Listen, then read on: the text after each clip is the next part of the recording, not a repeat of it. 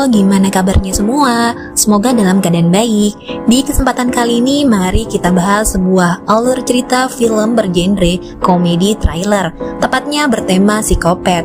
Filmnya berjudul Vicious Fun, bercerita tentang seorang pemuda yang harus terjebak di suatu perkumpulan para pembunuh berantai karena kecerobohannya. Mau gak mau dia harus berbaur demi keselamatan dirinya. Bagaimanakah kisah selanjutnya? Yuk langsung masuk ke video alur cerita filmnya.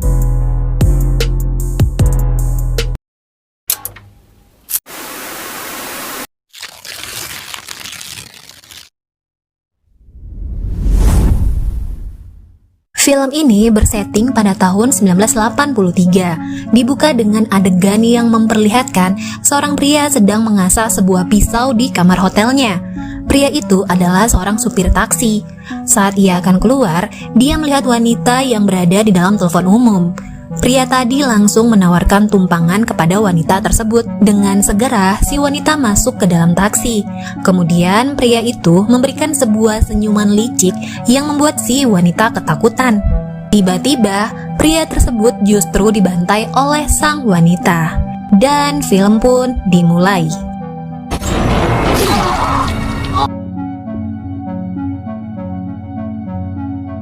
Scene kemudian berpindah, memperlihatkan seorang pria bernama Joel. Joel adalah seorang kutu buku, penggemar horor, sekaligus jurnalis amatir yang membuat majalah khusus film horor dengan nama Vicious Fanatic. Joel sedang mewawancarai seorang sutradara horor terkenal. Namun dengan sikap menyebalkan, Joel justru mengkritik cara sutradara itu menulis film-film slashernya atau film horor.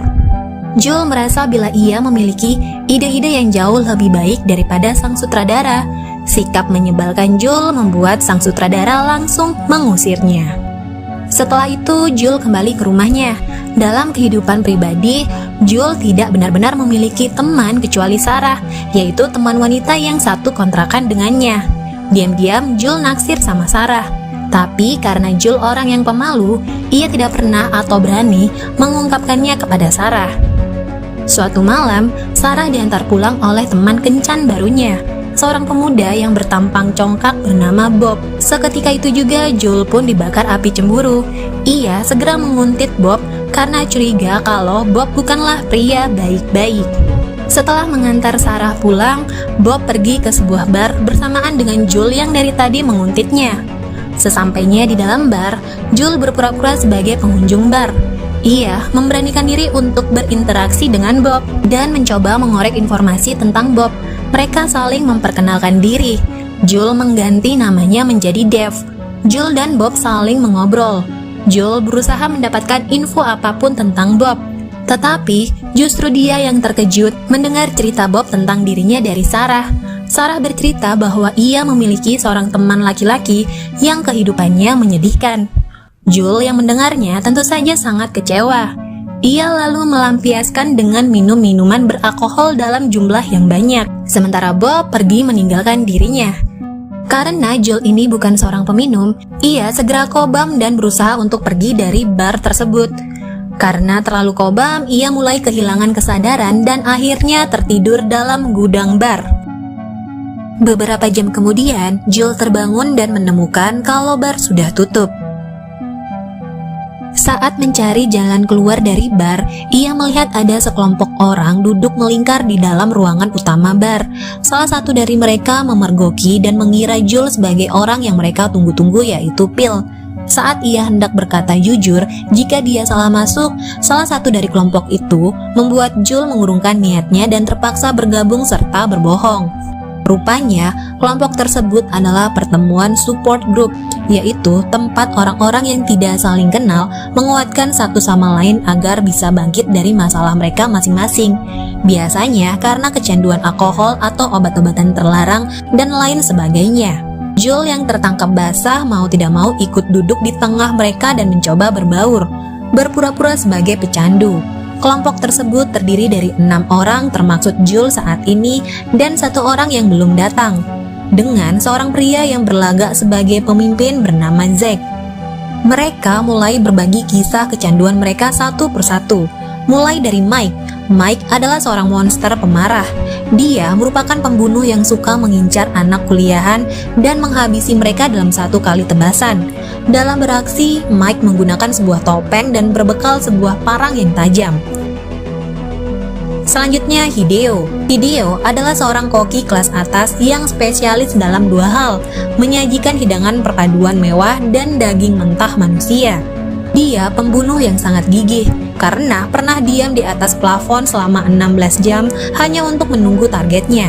Selain membunuh, dia juga seorang kanibal, serta biksu psikopat. Lalu giliran Zack. Di awal 70-an, Zack adalah alat pemerintahan yang ditugaskan untuk menciptakan squad mematikan bagi pemerintah. Dia menghancurkan mereka dan membangun kembali para prajurit tersebut tanpa adanya sifat manusiawi yang tertinggal. Berkat dana dari pemerintah, sudah ada ratusan lebih orang yang menjadi korbannya. Dan dia juga tipikal pembunuh yang suka bersenang-senang dengan membiarkan korban pergi selama 5 menit lalu kemudian memburunya. Kemudian giliran Freeze. Freeze adalah seorang akuntan yang suka membuat catatan ketika berinteraksi dengan orang agar dia bisa belajar tentang perilaku manusia dan membunuhnya. Tak punya perasaan dan tak peduli. Freeze penuh perhitungan dalam melakukan pembunuhan. Freeze melakukan aksinya dengan berdandan seperti badut dan lebih suka menyiksa korbannya berulang kali daripada langsung mengakhirinya. Berikutnya adalah seorang wanita bernama Carrie. Carrie membunuh 7 orang dalam setahun dan tak pernah tertangkap. Betapa kagetnya saat Joel menyadari bahwa grup ini sebenarnya adalah support group para pembunuh berantai. Joel menyadari dirinya berada di tengah situasi paling horor dalam hidupnya. Kini ia harus tetap berpura-pura sebagai bagian dari mereka demi keselamatan nyawanya sendiri. Berkat referensi film-film horor dan ide-ide kreatifnya, Joel berhasil mengarang cerita saat tiba gilirannya untuk memperkenalkan diri sekaligus memperkenalkan modus dalam membunuh. Ia menyamar sebagai seorang supir taksi, yang korbannya adalah para gadis lajang. Kejahatannya tidak pernah tertangkap, ungkap Joel, atau Phil nama samarannya. Setelah berbagi cerita, jam istirahat pun tiba. Di sanalah kesempatan Joel untuk kabur. Namun sayangnya, tiba-tiba seseorang yang terlambat datang dari kelompok tersebut baru saja muncul dan membuat Joel terkejut. Yang tidak lain adalah Bob. Unlock the door, see who it is. Bob sama terkejutnya dengan Joel yang gak menyangka jika Joel salah satu anggota mereka. Zack memperkenalkan Joel kepada Bob dengan nama Phil. Bob tentu saja heran karena saat itu Joel menyebutkan namanya adalah Dave. Joel pun beralasan bahwa nama Dave adalah palsu karena ia harus berhati-hati terhadap orang lain. Kemudian, Bob meminta Joel untuk menceritakan ulang tentang dirinya. Joel pun menceritakan seperti apa yang dia ceritakan kepada yang lain. Menaruh curiga dari cerita Joel, Bob menggali lebih dalam lagi cara Joel membunuh hingga nggak pernah tertangkap. Joel mulai kebingungan karena semua ceritanya terdengar nggak masuk akal menurut Bob. Bob menyadari jika Joel adalah seorang pembohong. Dengan kata lain, Joel bukan salah satu dari mereka. Joel hanya orang biasa yang terjebak di antara mereka. Seketika seluruh anggota mulai menyadari jika Joel seorang penyusup. No. Oh, fucking bitch. I did. Joel berusaha kabur tapi dikepung oleh mereka semua. No, guys, please don't. Zack meminta Freeze mengambil dompet Joel dan melihat identitasnya. Joel mencoba menjelaskan jika dia memang gak sengaja bergabung karena sebelumnya dia dalam keadaan kobam dan tersadar saat bar udah tutup.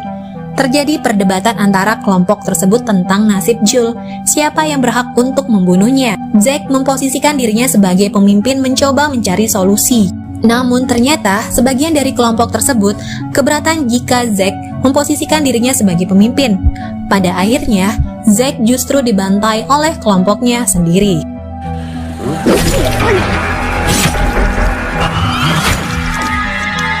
Sementara Joel berniat kabur tapi nggak bisa. Lalu sebuah recording miliknya terjatuh. Nggak sengaja kejadian dari awal terekam oleh Joel. Carrie segera menendang Joel masuk ke dapur dan mengambil rekaman tersebut, lalu mengunci pintu dapur. Joel mengira jika dia akan dibantai oleh Carrie, namun ternyata tidak. Carrie justru melindungi Joel dari Bob dan yang lainnya. Faktanya, Carrie bukanlah pembunuh berantai, melainkan ia seorang pemberantas para pembunuh berantai. 4 orang yang berada di dalam bar, semuanya bertanggung jawab atas 12% pembunuhan yang tak terselesaikan di Amerika Utara. Carrie mulai menceritakan tentang Bob yang paling berbahaya di antara yang lainnya. Bob, ahli merayu yang suka membunuh. Membunuh targetnya antara kencan pertama dan ketiga. Memiliki IQ 180 serta tahu cara berbaur ke dalam masyarakat umum. Dia pintar dalam menyamar, juga dapat mengubah identitas.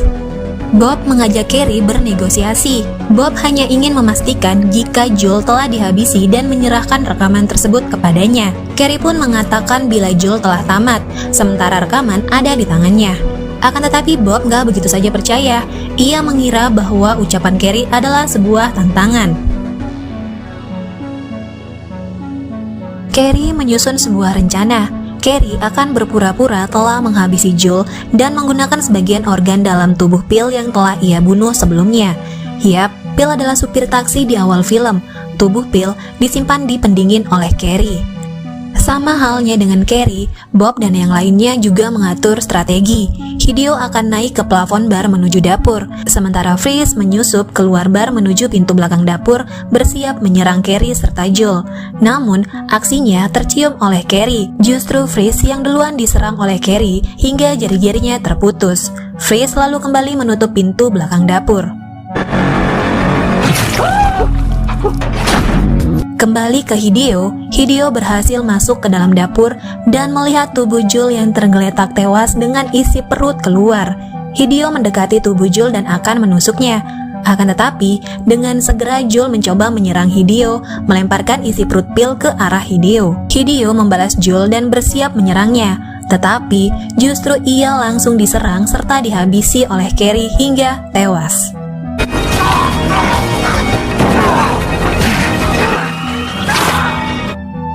Sedangkan Bob menemukan kartu identitas Joel dan menyadari jika Joel adalah teman laki-laki Sarah. Bob lalu mengancam akan menghabisi Sarah setelah ia menghabisi Joel. Mendengar hal itu, Joel langsung menyalakan alarm kebakaran, berharap pihak berwajib akan segera datang ke tempat mereka. Saat itu juga Bob dan yang lain segera keluar.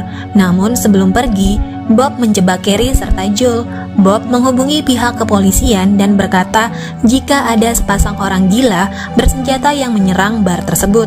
Bob memberitahukan ciri-ciri Carrie dan Joel kepada kepolisian. Atas perbuatan Joel yang gak berpikir panjang, Carrie berkata bahwa saat ini mereka harus menghadapi 3 psikopat serta pihak berwajib. Setiap kali Carrie berhasil menghabisi para pembunuh berantai, ia akan menulis nama-nama mereka di dalam buku catatannya. Beberapa saat kemudian, pihak kepolisian pun tiba di lokasi dan langsung menangkap mereka. Joel serta Carrie dibawa ke kantor polisi, sedangkan Bob serta yang lainnya memantau dari kejauhan, menunggu waktu yang tepat untuk membereskan Carrie maupun Joel. Di dalam kantor polisi, Carrie dan Joel diinterogasi oleh 2 orang detektif secara terpisah. Walaupun mereka berkata jujur tentang para pembunuh bayaran tersebut, tetap saja detektif-detektif itu nggak mempercayai cerita mereka. Apalagi ditambah sikap Joel yang polos. Ia berkata jujur jika sebelum para pembunuh bayaran itu menghilang, mereka meninggalkan 2 mayat, di mana salah satu dari mayat tersebut yaitu Hideo dibunuh oleh Carrie dan Joel untuk membela diri. Namun, pernyataan Joel membuat posisi mereka justru semakin dicurigai sebagai tersangka atas penyerangan yang terjadi di bar tersebut. Sedangkan Carrie berusaha memperingati para detektif jika mereka dalam bahaya, karena 3 orang psikopat yang ada di luar menginginkan Joel dan Carrie. Kemungkinan mereka akan menyerang kantor polisi. Akan tetapi, apapun yang dikatakan oleh Carrie maupun Joel dianggap hanyalah bualan semata. Joel menghubungi Sarah dan mengatakan saat ini dia sedang berada di kantor polisi. Joel mencoba memperingati Sarah agar Sarah tetap berada di dalam rumah dan gak memperbolehkan siapapun masuk ke dalam rumah, terutama Bob. Joel memberitahukan bahwa Bob sangat berbahaya. Bob adalah seorang pembunuh berantai. Namun tentu saja Sarah gak mempercayai apa yang dikatakan Joel. Sebelum Joel dimasukkan ke dalam sel tahanan, Carrie tiba-tiba saja memukul Joel hingga hidungnya berdarah. Mereka berdua berada di sel yang terpisah. Carrie sengaja memukul Joel sebagai pengalian. Carrie mengambil semacam pengait dari salah satu petugas tersebut dan mencoba menggunakannya untuk membuka pintu sel tahanan. Di sisi yang lain, Bob menyamar sebagai agen khusus bernama Jack Felder untuk mengelabui ketiga orang petugas yang menjaga Joel dan Carrie. Jack atau Bob ditugaskan untuk membawa sepasang tersangka pembunuhan. Kemudian Bob dibawa menuju sel tahanan tempat Joel dan Carrie dikurung oleh kedua detektif. Joel yang melihat Bob langsung memberitahukan kepada kedua detektif bahwa Bob adalah seorang pembunuh berantai. Namun, tetap saja kedua detektif itu nggak percaya dengan perkataan Joel, dan salah satu detektif justru ingin menghajar Joel. Bob memutarbalikkan keadaan dengan berkata jika Joel seorang psikotik, memiliki kelainan delusi serta penyimpangan seksual. Bob juga mengklaim bila Carrie lebih berbahaya dari Joel. Setelah itu, Bob mengajak kedua detektif tersebut untuk membicarakan tentang Joel serta Carrie. Bob meminta semua barang bukti, dan ketika salah satu detektif memegang rekaman milik Joel, Bob sedikit khawatir rahasianya terbongkar. Bob bertanya apakah si detektif sempat mendengarkan isi rekaman. Si detektif menjawab belum. Lalu, mereka berniat mendengarkan secara bersama-sama. Ketika rekaman itu dinyalakan, Bob bersiap akan menghabisi kedua detektif tersebut. Tetapi, si detektif justru mematikan rekaman itu sebelum selesai mendengarkan. Dengan begitu, membuat Bob sedikit lega. Singkat waktu, seorang petugas bernama Tony yang berjaga di depan mendengar suara gaduh dari dalam kantor. Tony mencoba memeriksa tapi gak menemukan apapun. Pada akhirnya, Tony pun harus tewas di tangan Freeze. Freeze menyuntik Tony hingga gak bisa menggerakkan tubuhnya. Setelah itu, Freeze menancapkan paku tepat di dahi Tony dan memakunya.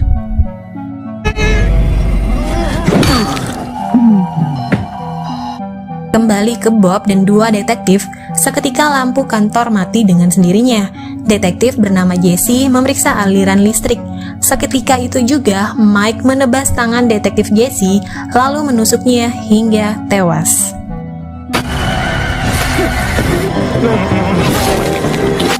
Sementara di sel tahanan, Carrie berusaha membebaskan diri dan berhasil. Kembali ke Bob dan satu orang detektif yang lain, Bob mengambil sepasang pensil. Ia menggunakan sepasang pensil tersebut untuk menghabisi detektif tersebut.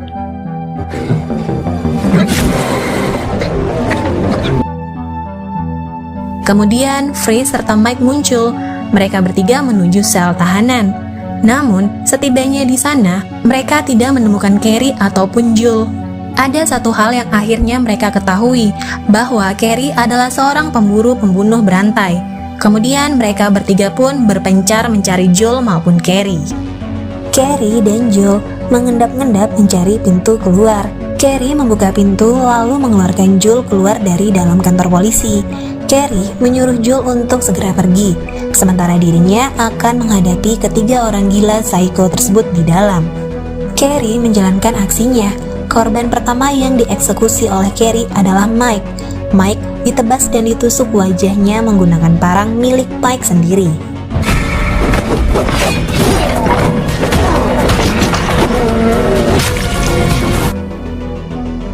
Di sisi yang lain, Sarah datang ke kantor polisi untuk melihat Joel. Sarah menemukan kantor polisi dalam keadaan gelap. Sarah pun masuk ke dalam. Ia tidak menemukan seorang pun di dalam kantor. Dan ternyata Freeze telah menunggu Sarah. Sementara Carrie menyalakan aliran listrik setelah membunuh Mike. Ketika lampu menyala, Sarah dikejutkan dengan kemunculan Freeze. Sarah melawan Freeze dan dikagetkan juga dengan kemunculan Joel.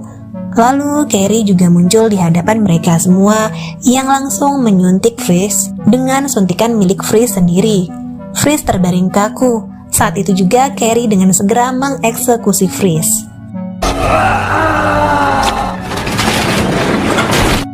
Sayangnya, belum sempat Joel memperingati Carrie jika Bob berada di belakangnya, Carrie langsung ditusuk oleh Bob. Saat Bob akan menusuk kembali Carrie, Joel menghalanginya dan mengorbankan tangannya tertusuk pisau demi menyelamatkan Carrie. Joel segera membalas Bob dengan memukul kepala Bob menggunakan sebuah telepon. Kemudian, Joel membawa Carrie keluar. Mereka menuju Sarah yang telah menunggu di luar. Segera ketiganya pergi dari kantor polisi. Namun, sebelum itu, Bob telah berdiri dan menghalangi mobil Sarah. Sarah pun tanpa ragu menabrak Bob hingga terjatuh pingsan. Joel membawa Carrie ke rumah sakit untuk mendapatkan pertolongan. Ia pun juga mengobati tangannya yang tertusuk pisau. Actually, it's not so bad. Singkat waktu, Joel melihat jejak sepatu yang mengarah ke suatu ruangan. Ketika Joel memeriksanya, ia menemukan bercak darah yang berserakan di lantai disertai sebuah tas milik Bob. Dengan segera, Joel menuju kamar Carrie dirawat. Bob menyamar sebagai salah satu dokter. Ia berniat menghabisi Carrie. Saat akan menusuk Carrie, Joel muncul dan menghajarnya. Bersama dengan itu, Carrie segera menghabisi Bob yang hendak menusuk Joel. Carrie berkali-kali menusuk perut Bob dan menusuk sebelah mata Bob. Bob yang terluka parah mencabut pisau yang menancap di matanya, lalu akhirnya tewas di tempat.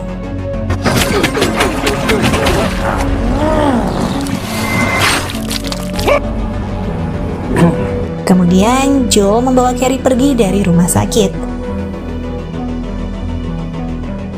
Pada akhirnya, Joel menjadi kaki tangan Carrie dalam membasmi para psikopat yang berkeliaran.